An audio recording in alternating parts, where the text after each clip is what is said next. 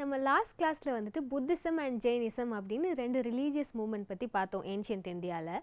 So அந்த டைம்லேயே வந்து பேரலாக ஒரு பவர்ஃபுல் எம்பையர் வந்து எக்ஸிஸ்ட் ஆகிட்டு இருந்துச்சு. ஸோ அந்த எம்பையரை தான் நம்ம மௌரியன் எம்பையர் அப்படின்னு சொல்கிறோம். இந்த மௌரியன் எம்பையரில் வந்து யாரெல்லாம் கிரேட் பர்சனாலிட்டிஸாக இருந்திருக்காங்க, அவங்க என்னெல்லாம் அச்சீவ்மெண்ட்ஸ் பண்ணியிருக்காங்க, இது எப்போ ஃபார்ம் ஆகி எப்போ டிக்ளைன் ஆகிருக்கு, இந்த மாதிரியான சில பேசிக் விஷயங்களை தான் நம்ம இந்த கிளாஸில் பார்க்க போகிறோம். இந்த மௌரியன் எம்பையர் வந்துட்டு எப்போ ஸ்டார்ட் ஆகிருக்கு அப்படின்னு பார்த்தீங்கன்னா 322 பிசியில் தான் ஸ்டார்ட் ஆகிருக்கு.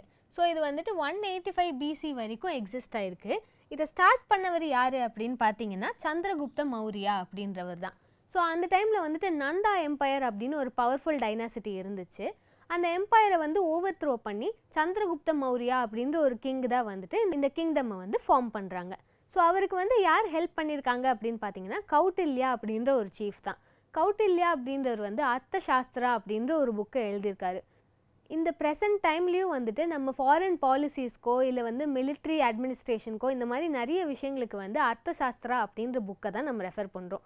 ஸோ அந்த டைமில் எழுதுனது வந்து எவ்வளோ பவர்ஃபுல்லாக இருந்தால் இப்போ வரைக்குமே நம்மளுக்கு ரெலவென்ஸாக இருக்கும். ஸோ இந்த மாதிரி நிறைய பொலிட்டிக்கலாகவும் சரி இல்லை மிலிட்ரி வைஸும் சரி ரொம்ப ஸ்ட்ராங்காக இருந்த ஒரு அட்மினிஸ்ட்ரேஷனை பற்றி தான் நம்ம இன்றைக்கி கிளாஸில் பார்க்க போகிறோம். ஸோ அந்த டைமில் நீங்கள் பார்த்தீங்கன்னா ஒரு கிரீக் எம்பையர் இருந்திருக்காரு. அவர் பேர் தான் வந்து அலெக்சாண்டர் த கிரேட் அப்படின்னு நம்ம சொல்கிறோம். ஸோ அலெக்சாண்டர் த கிரேட் வந்து இறந்து போனதுக்கப்புறம் நந்தா டைனாசிட்டி அது போக சில குட்டி குட்டி டைனாசிட்டிஸ்லாம் இருந்துச்சு. ஸோ இந்த நந்தா டைனாசிட்டியை வந்து ஓவர் த்ரோ பண்ணி இவர் வந்துட்டு சந்திரகுப்த மௌரியா வந்துட்டு கிங்டமை வந்து ஸ்டார்ட் பண்ணுறாரு. ஸோ இப்போ பஞ்சாப் அப்படின்ற இடம் இருக்குது இல்லையா, அந்த இடத்துலேருந்து அப்படியே எக்ஸ்பேண்ட் ஆக ஸ்டார்ட் பண்ணுறாரு. ஃபர்ஸ்ட் வந்து அலெக்சாண்டர் த கிரேட்டோட இடத்தையெல்லாம் கான்குவர் பண்ணுறாரு. அதுக்கப்புறம் நந்தா எம்பையர் இருந்துச்சு இல்லையா, அந்த இடத்தையெல்லாம் கான்குவர் பண்ணுறாரு. ஸோ இதுக்காக இவங்க ஒரு பாலிசி மாதிரி வச்சுருந்தாங்க. அந்த பாலிசிக்கு பேர் இருந்ததுன்னா திக் விஜயா அப்படின்னு சொல்லுவாங்க. அதாவது 4 கார்னர்ஸ்லேயும் இருக்கிற எல்லா ஸ்டேட்ஸையும் வந்து நாங்கள் கான்குவர் பண்ணுவோம். ஸோ தட் இந்தியா அப்படின்ற ஒரு அட்மினிஸ்ட்ரேட்டிவ் டெரிட்டரியை வந்து அவங்க ஃபுல்லாக கான்குவர் பண்ணணும் அப்படின்றது தான் ஒரு பாலிசியாக வச்சுருந்தாங்க. ஸோ இந்த சவுத் ரீஜன் இருக்குது இல்லையா, ஸோ காலப்போக்கில் இந்த சவுத் ரீஜனை தவிர மொத்த இந்தியாவையும் வந்துட்டு சந்திரகுப்த மௌரியாவுடைய மௌரியன் டைனாசிட்டி வந்து கண்ட்ரோல்குள்ளே கொண்டு வந்துட்டாங்க. ஸோ அப்போ இந்தியா அப்படின்ற ஒரு டெரிட்டோரியல் யூனிட்டியை மொத்தமாக ரூல் பண்ண ஃபர்ஸ்ட் ரூலர் யார் அப்படின்னு பார்த்தீங்கன்னா சந்திரகுப்த மௌரியா அப்படின்ற கிங்கு தான். ஸோ இந்த மௌரியன் எம்பையர் வந்துட்டு எப்படி எவால்வ் ஆயிருக்கு அப்படின்னு நம்ம ஒரு ப்ரீஃப் இன்ட்ரடக்ஷன் மாதிரி பார்த்துடலாம். ஸோ ஃபர்ஸ்ட் நான் சொன்ன மாதிரி அலெக்சாண்டர் தி கிரேட் அப்படின்ற ஒரு எம்பையர் வந்து இறந்து போகிறாரு. இதுக்கப்புறமா வந்துட்டு சந்திரகுப்த மௌரியா வந்துட்டு நந்தா டைனாசிட்டியை ஓவர் த்ரோ பண்ணுறாரு. இதுக்கப்புறமா இவர் சன் பிந்துசாரா அப்படின்றவர் வந்து பிக்சருக்குள்ளே வராரு. ஸோ இவரும் அந்த திக் விஜயா பாலிசி வச்சு மொத்த எக்ஸ்பான்ஷனையும் கண்டினியூ பண்ணிக்கிட்டே போகிறாரு. இதுக்கப்புறமா அசோகா அப்படின்னு அவரோட சன்னு வராரு. இவருக்குமே வந்து சின்ன வயசுலேருந்து அட்மினிஸ்ட்ரேஷன் மேலே ரொம்ப ஆர்வம் இருந்திருக்கு.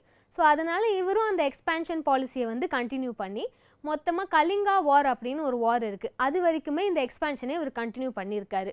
இதுக்கப்புறமா என்ன ஆகுதுன்னு பார்த்தீங்கன்னா அசோகா வந்து இந்த புத்திசம்னால டீவியேட் ஆகி போகிறாரு.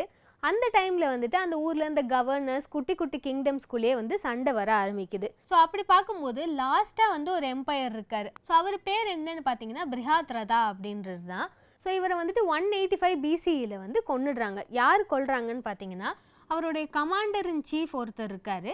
அவர் பேர் தான் புஷ்யமித்ரா அப்படின்னு நம்ம சொல்கிறோம். ஸோ இவர் வந்து இந்த ரூலரை கொண்டுட்டு அதுக்கப்புறமா ஷுங்கா அப்படின்ற ஒரு டைனாசிட்டியை வந்து புதுசாக இன்ட்ரடியூஸ் பண்ணுறாரு. ஸோ இந்த டைனாசிட்டியில் வாழ்ந்து சில இம்பார்ட்டண்ட்டான பீப்புள் யார், அவங்க என்னெல்லாம் கான்ட்ரிபியூஷன் பண்ணியிருக்காங்க இந்த மௌரியன் எம்பையருக்கு, இது எல்லாத்தையும் தான் நம்ம இப்போ ப்ரீஃபாக பார்க்க போகிறோம். ஸோ ஃபர்ஸ்ட் நீங்கள் பார்த்தீங்கன்னா இந்த கிங்டம்மை ஃபார்ம் பண்ண சந்திரகுப்த மௌரியாவை பற்றி தான் நம்ம பார்க்க போகிறோம்.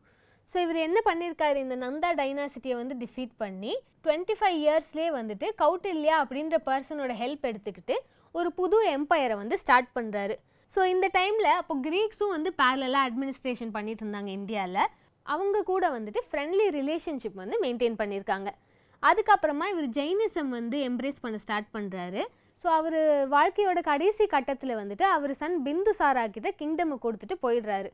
அதுக்கப்புறமா வர அவரோட சன் வந்துட்டு இதே மாதிரி எக்ஸ்பான்ஷன் பாலிசியை வந்து கண்டினியூ பண்ணுறாரு. இந்தியாவோட மோஸ்ட் ஆஃப் த டெரிட்டரிஸை வந்து கேப்சர் பண்ணுறாரு. ஸோ அதனால் பார்த்தீங்கன்னா இந்தியாவையே ஃபர்ஸ்ட் ஒரு அட்மினிஸ்ட்ரேட்டிவ் டெரிட்டரிக்குள்ளே கொண்டு வந்த ஒரு ஃபர்ஸ்ட் எம்பரர் அப்படின்ற ஒரு பெருமை வந்துட்டு சந்திரகுப்த மௌரியாவுக்கு மட்டும்தான் இருக்குது. நெக்ஸ்ட்டு நம்ம பார்த்தோம்னா அசோகா அப்படின்ற ஒரு வராரு. அசோகா யாருன்னு பார்த்தீங்கன்னா பிந்துசாரா அப்படின்னு நம்ம பார்த்தோம் இல்லையா, சந்திரகுப்த மௌரியாவோட சன்னு. ஸோ பிந்துசாராவுடைய சன்னு தான் வந்துட்டு அசோகா அப்படின்னு நம்மளுக்கு தெரிய வருது. இவர் என்ன பண்ணுறாருன்னா சின்ன வயசுலேருந்தே இவருக்கு அட்மினிஸ்ட்ரேஷன் மேலே நிறைய ஆர்வம் இருந்திருக்கு. அதனால பிந்துசாரா வந்துட்டு இவருக்கு ஒரு கவர்னர் பதவியை கொடுக்குறாரு. இவர் எங்கே கவர்னராக இருக்காருன்னு பார்த்தீங்கன்னா உஜ்ஜெயின் அவந்தி அப்படின்ற ஒரு இடத்துல வந்து கவர்னராக இருக்கார். ஸோ இவர் வந்து லாஸ்ட்டாக கலிங்கா அப்படின்ற ஒரு இடத்துக்காக போர் பண்ணுறாரு. ஸோ இந்த போரில் வந்துட்டு இவருக்கு என்ன ஆகுதுன்னா இந்த பிளட் ஷெட்டு வார் எல்லாம் பார்த்துட்டு இதுக்கு மேலே நம்ம கிங்டமில் வார் வேண்டாம், நம்ம தர்மாவை வந்து ப்ரீச் பண்ணலாம் அப்படின்ற மாதிரி ஒரு கான்செப்டை முன்னெடுத்து வைக்கிறாரு. நான் சொன்னேன் இல்லையா அந்த எக்ஸ்பேன்ஷன் அப்படின்னு, அந்த எக்ஸ்பேன்ஷன் பாலிசியை தான் வந்து திக் விஜயா அப்படின்னு சொல்லுவாங்க. நான் முன்னாடியே சொன்ன மாதிரி 4 கார்னர்ஸையும் வந்து கேப்சர் பண்ணுறது அப்படின்றது தான் இந்த பாலிசியோட மெயின் நோக்கமாக இருந்திருக்கு. ஸோ இந்த கான்செப்ட் வேண்டாம் அப்படின்னு அவர் சொல்லிட்டு தம்ம விஜயா அப்படின்ற ஒரு கான்செப்டை இன்ட்ரடியூஸ் பண்ணுறாரு. ஸோ தர்மத்தை மட்டுமே ப்ரீச் பண்ணி வாழ்கிறது அப்படின்ற ஒரு வே ஆஃப் லைஃப்பை வந்து இவர் இன்ட்ரடியூஸ் பண்ணுறாரு. ஸோ இதுக்காகவே வந்து ஒரு கவுன்சில் ஆஃப் மினிஸ்டர்ஸை கூட இவர் அப்பாயிண்ட் பண்ணுறாரு. அவங்க பேர் என்னதுன்னு பார்த்தீங்கன்னா தம்ம மகா மாத்ரா அப்படின்றது தான். ஸோ நம்மளுக்கு வந்து இந்த ப்ரெசென்ட் டைமில் நிறைய அட்மினிஸ்ட்ரேட்டிவ் கவுன்சில்ஸ் எல்லாம் இருக்கும் இல்லையா. So woman and child empowerment, finance, இந்த மாதிரி நிறைய கவுன்சில்ஸ் இருக்குது. ஸோ அந்த மாதிரி புத்திசமோட தர்மாவை வந்து ஸ்ப்ரெட் பண்ணுறதுக்காக தான் இந்த கவுன்சிலை வந்து இவர் கொண்டு வராரு. ஸோ இதுக்கு வந்து இவர் ஒரு கான்செப்டையும் முன்னெடுத்து வைக்கிறாரு. அதாவது தம்மா இம்பீரியலிசம் அப்படின்றது தான். அதாவது வயலன்ஸே இல்லாமல் விக்ட்ரி வந்து எப்படி அட்டைன் பண்ணலாம் அப்படின்ற மாதிரி ஒரு கான்செப்டை தான் இவர் வந்து ஃபாலோ பண்ண ஸ்டார்ட் பண்ணுறாரு. ஸோ இதுக்காக இவர் என்ன பண்ணுறாருன்னா கிட்டத்தட்ட 2.5 இயர்ஸ் வந்துட்டு புத்திசம் வந்து தரோவாக அப்சர்வ் பண்ணுறாரு. அதுக்கப்புறமா இவருக்கு இந்த புத்திசம் பிடிச்சி போய் இவர் மொத்தமாக புத்திசம் அப்படின்ற ஒரு வே ஆஃப் லைஃப்பை வந்து ஃபாலோ பண்ண ஸ்டார்ட் பண்ணுறாரு. ஸோ இதுக்கு முன்னாடி வந்து ஆக்சுவலி இவர் பை பர்த் ஒரு பிராமின் ஃபேமிலியில் தான் இருந்திருக்காரு. ஸோ இதுக்கப்புறம் தான் அப்படியே கிராஜுவலாக இவர் புத்திசம் நோக்கி போக ஸ்டார்ட் பண்ணியிருக்காரு. ஸோ அப்போ மௌரியன் சொசைட்டி வந்துட்டு அவங்க பீரியடில் எப்படி எவால்வ் ஆகிருக்கு, என்னெல்லாம் சேஞ்சஸ் இருக்குது இவங்க கல்ச்சரில், நம்ம முன்னாடி பார்த்த இண்டஸ் வேலி சிவிலைசேஷன்லேருந்து எப்படி கிராஜுவலாக சேஞ்சஸ் இருக்குது இந்த எம்பையரில், இந்த மாதிரியான விஷயங்களை தான் நம்ம இப்போ பார்க்க போகிறோம். ஸோ நம்ம இதுக்கு முன்னாடி கிளாஸஸில் பார்த்தோம்னா ஒரு வர்ணா சிஸ்டம் அப்படின்ற ஒரு கிளாஸிஃபிகேஷன் இருந்துச்சு இல்லையா. பிராமணா, சத்ரியா, வைஷ்யா, சூத்ரா அப்படின்னு 4 கிளாஸிஃபிகேஷன் இருந்துச்சு. ஆனால் இந்த மௌரியன் பீரியடில் வந்துட்டு அந்த கிளாஸிஃபிகேஷனே வந்து இன்னும் எக்ஸ்பேண்ட் பண்ண ஸ்டார்ட் பண்ணிட்டாங்க. ஸோ இந்த சப் கிளாஸிஃபிகேஷனில் வந்து நிஷத், மகத் அப்படின்ற மாதிரி நிறைய சப் கிளாஸிஃபிகேஷனை கொண்டு வராங்க. ஸோ அது போக சதி அப்படின்னு ஒரு சிஸ்டம் இருக்குது இல்லையா, உடன்கட்டை ஏறுதல் அப்படின்னு சொல்லுவாங்க. ஸோ இந்த சதி சிஸ்டம் வந்துட்டு இந்த பஞ்சாபில் இருக்கிற காத் அப்படின்ற ஒரு ட்ரைப் வந்து ஸ்டார்ட் பண்ணியிருக்காங்க. ஸோ அந்த காத் ட்ரைபில் இருந்தால் அப்படியே கிராஜுவலாக எவால்வ் ஆகி சதி அப்படின்ற ஒரு ப்ராக்டிஸை இந்தியாவில் நிறைய இடத்துல ப்ராக்டிஸ் பண்ண ஸ்டார்ட் பண்ணியிருக்காங்க. ஸோ அப்போ இந்த மௌரியன் எம்பையரில் தான் வந்துட்டு இந்த சதி சிஸ்டம் ஸ்டார்ட் ஆகிருக்கலாம் அப்படின்னு நம்மளுக்கு தெரிய வருது. இப்போ நம்மளுக்கு என்டர்டெயின்மெண்ட் அப்படின்னு ஒரு கான்செப்ட் இருக்கணும்னா அப்போ நம்ம வெல் செட்டில்டாக இருக்கணும். நம்ம ஆக்குபேஷன் எல்லாமே வந்து நம்ம டைமுக்கு முடிக்கிற மாதிரியோ இல்லை வெல் செட்டில்டான ஒரு ஆர்கனைசேஷனில் நம்ம வாழ்ந்துருக்கணும். ஸோ அப்படி பார்க்கும்போது இவங்க நிறைய ஆர்கனைஸ்டான செட்டில்மெண்ட்ஸில் இருந்ததால் இவங்களுக்கு ஹண்டிங், ஆக்டிங், மியூசிக் இந்த மாதிரி நிறைய ஃபார்ம்ஸ் ஆஃப் என்டர்டெயின்மெண்ட் வந்துட்டு இவங்க ப்ராக்டிஸ் பண்ணியிருக்காங்க. ஸோ இவங்களுக்கு வந்து கல்ச்சுரல் ரெப்ரசன்டேஷன் சில ஃபார்ம்ஸ் இருக்கும் இல்லையா. ஸோ இந்த கல்ச்சுரல் ரெப்ரசன்டேஷன்லாம் எப்படி எக்ஸ்ப்ரெஸ் பண்ணியிருக்காங்க, இந்த இன்ஸ்கிரிப்ஷன்ஸ் எல்லாம் எங்கே இருக்குது அப்படின்னு நம்ம பார்க்கலாம். ஸோ நம்ம ஹிஸ்ட்ரி அப்படின்னு பார்க்கும்போது ப்ரீ ஹிஸ்ட்ரி, ப்ரோட்டோ ஹிஸ்ட்ரி, ஹிஸ்ட்ரி அப்படின்னு 3 கேட்டகிரிஸாக பிரித்தோம். ஸோ அந்த ஹிஸ்ட்ரி அப்படின்ற லாஸ்ட் பார்ட்டில் தான் வந்து நமக்கு ரிட்டன் டாக்குமெண்ட்ஸ் எல்லாம் கிடைக்குது அப்படின்னு சொன்னோம். ஸோ இந்த மௌரியன் பீரியட் தான் வந்துட்டு நம்மளுக்கு கான்க்ரீட்டான ரிட்டன் டாக்குமெண்ட்ஸ் எல்லாம் கிடைக்க ஸ்டார்ட் பண்ணுது. ஸோ அப்படி ஒரு இம்பார்ட்டன்ட் டாக்குமெண்ட் எங்கே இருக்குது அப்படின்னு பார்த்தீங்கன்னா சார்நாத் பில்லர் அப்படின்ற ஒரு இடத்துல இருக்குது. ஸோ இங்கே வந்து என்ன எழுதியிருக்காங்கன்னு பார்த்தீங்கன்னா அசோகான்றவர் வந்து தர்மாவோட பிரின்சிபல்ஸ் எல்லாத்தையும் அவர் எழுதியிருக்காரு. ஸோ அந்த பில்லர்ஸ் எல்லாம் வந்து கொஞ்சம் கலர்ஃபுல்லாக இல்லைன்னா டிசைன்ஸ் வச்சு ரெப்ரசென்ட் பண்ணணும் இல்லையா. அந்த ரெப்ரசென்ட் பண்ணுறதுக்கு மோட்டிவ்ஸ் அப்படின்னு சில ஆனிமல்ஸ், சில ஃபிகர்ஸ் எல்லாம் கொண்டு வராங்க. ஸோ அந்த மோட்டிவ்ஸில் என்னெல்லாம் இருக்குது அப்படின்னு பார்த்தீங்கன்னா lion, elephant and bull. So இந்த 3 அனிமல்ஸ் தான் இருக்குது. இப்போ நீங்கள் இந்த பிக்சரில் பார்த்தீங்கன்னா நம்ம இந்தியன் அட்மினிஸ்ட்ரேஷனில் வந்து இந்த சிம்பிள் வந்து நிறைய யூஸ் பண்ணியிருப்பாங்க. ஸோ இந்த 4 ஹெட்டட் லயனை வந்துட்டு அசோகா எம்பையர்லேருந்து இன்ஸ்பயர் ஆகி தான் நம்ம யூஸ் பண்ண ஸ்டார்ட் பண்ணுறோம்.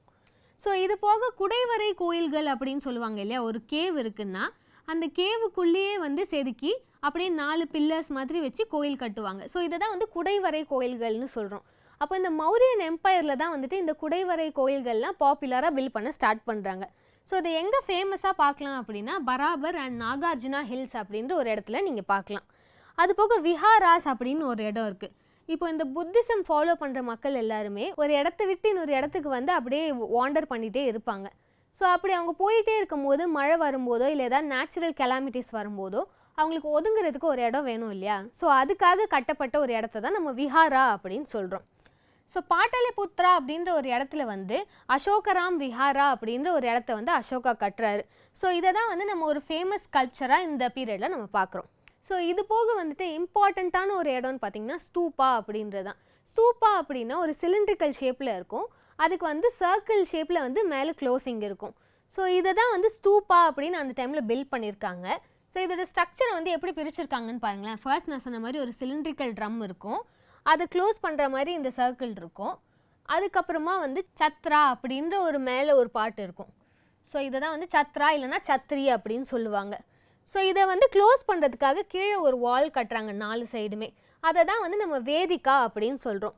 ஸோ இந்த இடத்துலேருந்து என்டர் ஆகிறதுக்கோ இல்லை எக்ஸிட் ஆகிறதுக்கோ வந்து தோரணா அப்படின்ற ஒரு என்ட்ரன்சஸ் வந்து பில்ட் பண்ணுறாங்க.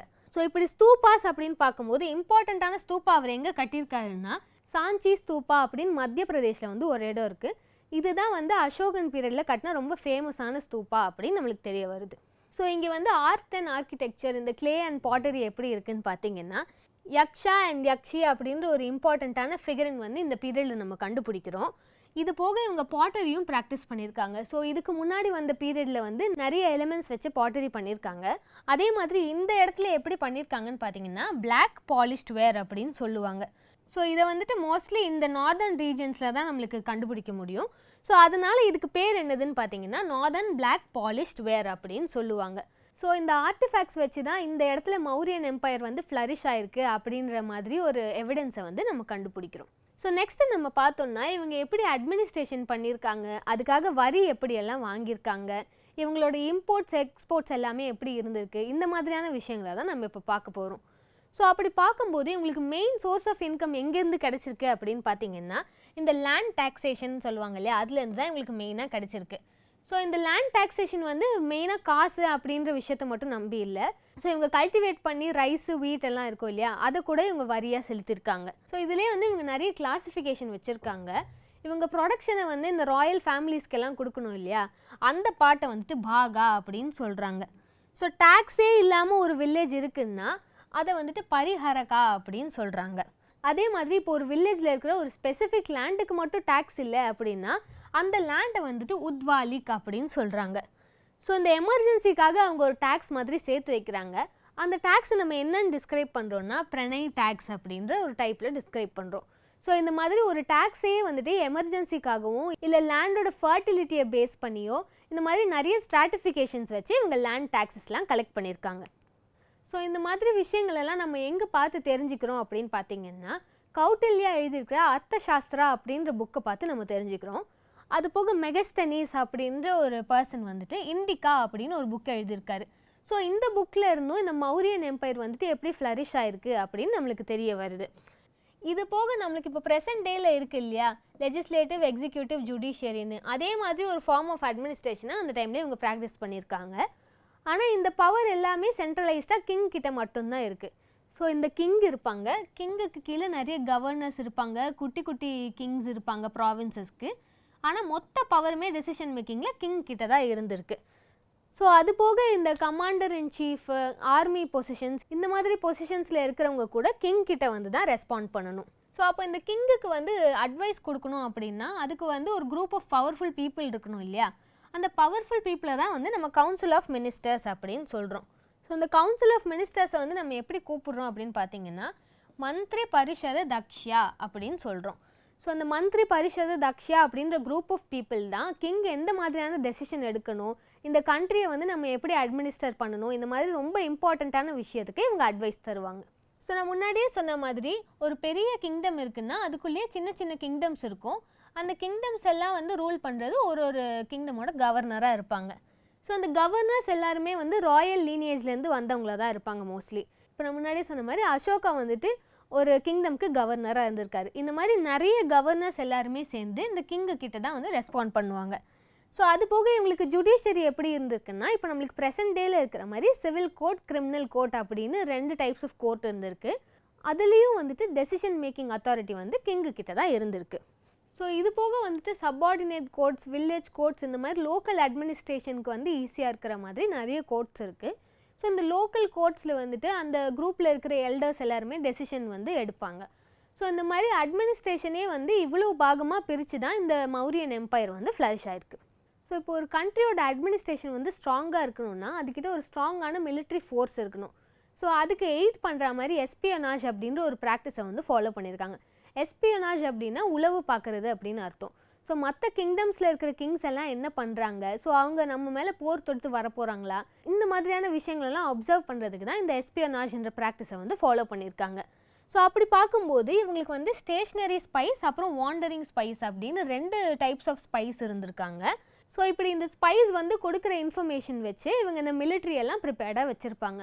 ஸோ அந்த மிலிட்ரி வந்து எப்படி இருக்குன்னு பார்த்தீங்கன்னா யானைப்படை, குதிரைப்படை, காலாட்படை, அப்புறம் தேர்ப்படை, இந்த மாதிரி 4 டைப்ஸ் ஆஃப் படையை வந்து வச்சுருக்காங்க. அது போக அர்த்த சாஸ்திராவில் சொல்கிற மாதிரி கேமல் அண்ட் டாங்கியை கூட வச்சு மிலிட்ரி பவர் வச்சுருந்துருக்காங்க. ஸோ இந்த மாதிரி தான் அவங்க மிலிட்ரி ஸ்ட்ரக்சரை வந்து ஸ்ட்ராட்டிஃபை பண்ணி அவங்க அட்மினிஸ்ட்ரேஷனை ஃபாலோ பண்ணியிருக்காங்க. ஸோ இப்படி பவர்ஃபுல்லாக வாழ்ந்த ஒரு எம்பையர் வந்துட்டு ஏதோ ஒரு டைமில் டிக்ளைனை நோக்கி போகும் இல்லையா. ஸோ அந்த டிக்ளைனுக்கான ரீசன்ஸ் என்னது அப்படின்னு தான் நம்ம இப்போ பார்க்க போகிறோம். ஸோ ஃபர்ஸ்ட் ரீசன் என்னன்னு பார்த்தீங்கன்னா இது போக நீங்கள் பார்த்தீங்கன்னா நான் சொன்ன மாதிரி இந்த நிறைய கிங்டம்ஸ் இருக்குது இல்லையா உள்ள. ஸோ இந்த கிங்டம்ஸ்குள்ளேயே வந்து சண்டை வர ஆரம்பிக்குது அப்படின்னு சொல்கிறாங்க. ஸோ இது எப்போ ஸ்டார்ட் ஆயிருக்குன்னு பார்த்தீங்கன்னா அசோகா, பிந்துசாரான்னு அந்த ஃபர்ஸ்ட் ஜென்ரேஷன் இருக்காங்க இல்லையா, அவங்க பீரியட்லேயே வந்து இதெல்லாம் இருந்துட்டு இருந்திருக்கு. பட் அது வந்து ரொம்ப இன்டென்ஸ் ஆகி அப்படியே டிக்ளைன் நோக்கி போயிருக்கும் அப்படின்ற மாதிரி ஒரு காரணத்தை வந்து முன்னெடுத்து வைக்கிறாங்க. இது போக இவங்க வேறு ஒரு ரீசன் என்ன சொல்கிறாங்கன்னு பார்த்தீங்கன்னா எக்ஸ்ட்ரீம் சென்ட்ரலைசேஷன். ஸோ நம்ம முன்னாடியே பார்த்த மாதிரி இந்த குட்டி குட்டி கிங்டம்ஸ்குள்ளே என்ன நடந்தாலுமே அதை டிசைட் பண்ணுற அத்தாரிட்டி வந்து கிங்கு கிட்ட தான் இருக்குது. ஸோ அந்த கிங் என்ன சொல்கிறாங்களோ அந்த டெசிஷனை தான் எல்லாருமே ஃபாலோ பண்ணணும். ஸோ இப்படி ரொம்ப சென்ட்ரலைஸ்டாக ரொம்ப ரிஜிடாக வந்து பவர் ஒருத்தர்கிட்டே இருக்கும்போது ஒரு குரூப் ஆஃப் பீப்புளுக்கு வந்து அது பிடிச்சிருக்கலாம், ஒரு குரூப் ஆஃப் பீப்புள் வந்து அதை அக்செப்ட் பண்ணாமல் இருக்கலாம். ஸோ இந்த மாதிரியான பிரச்சனையினால அந்த கிங்டம் வந்து டிக்ளைன் ஆகிருக்கலாம் அப்படின்னு நம்மளுக்கு தெரிய வருது. ஸோ நம்ம முன்னாடியே பார்த்தா மாதிரி ஒரு அட்மினிஸ்ட்ரேஷன்லேயே வந்து நிறைய கிளாஸிஃபிகேஷன் வச்சுருந்தாங்க. கிங் இருந்தாங்க, கவுன்சில் ஆஃப் மினிஸ்டர்ஸ் இருந்தாங்க, அட்மினிஸ்ட்ரேஷனை வந்து இம்ப்ளிமெண்ட் பண்ணுறதுக்கு ஒரு குரூப் ஆஃப் பீப்புள் இருந்தாங்க, ஸ்பைஸ் இருந்தாங்க. ஸோ இந்த மாதிரி நிறைய பீப்புள் இருக்கும்போது அந்த கிங்டம்குள்ளே நிறைய கன்ஃபியூஷன்ஸ் வரும், கம்யூனிகேஷன் கேப்ஸ் வந்து வரும். ஸோ இதனால் வந்துட்டு அந்த கிங்டம் வந்து அழிஞ்சிருக்கலாம், பார்ட் ஆஃப் த ரீசன் இதுவாகவும் இருக்கலாம் அப்படின்னு சொல்கிறாங்க ஹிஸ்டோரியன்ஸ். ஸோ இதுக்கப்புறம் சொல்கிற மெயின் ரீசன் என்னதுன்னா அசோகாவை வந்து நம்ம மோஸ்ட் பவர்ஃபுல் எம்பரர் அப்படின்னு பார்த்தோம். ஸோ சந்திரகுப்த மௌரியாவுக்கு அப்புறம் அசோகாவை தான் நம்ம மோஸ்ட் பவர்ஃபுல் எம்பரராக நம்ம பார்த்தோம். ஆனால் அதுக்கப்புறம் வர கிங்ஸ் எல்லாமே வந்து அட்மினிஸ்ட்ரேஷனில் அவ்வளோ ஸ்ட்ராங்காக இல்லாமல் இருந்திருக்கலாம், இல்லைனா அந்த டைமில் வேறு பவர்ஃபுல் கிங்டம்ஸ் வந்து எக்ஸிஸ்ட் ஆகிருக்கலாம். இந்த மாதிரியான விஷயங்கள்னால இந்த எம்பையர் வந்து அழிஞ்சு போயிருக்கும் அப்படின்னு நம்மளுக்கு தெரிய வருது. ஸோ இப்படி தான் வந்துட்டு சந்திரகுப்த மௌரியா அப்படின்ற ஒரு கிங் ஸ்டார்ட் பண்ண எம்பையர் கிராஜுவலி அழிவை நோக்கி போயிருக்கு அப்படின்னு நம்ம இந்த கிளாஸில் பார்க்குறோம். ஸோ இன்றைக்கி கிளாஸ்க்கு இவ்வளோ தான். நம்ம நெக்ஸ்ட் கிளாஸில் வேறு ஒரு எம்பையரை பற்றி பார்க்கலாம். தேங்க்யூ.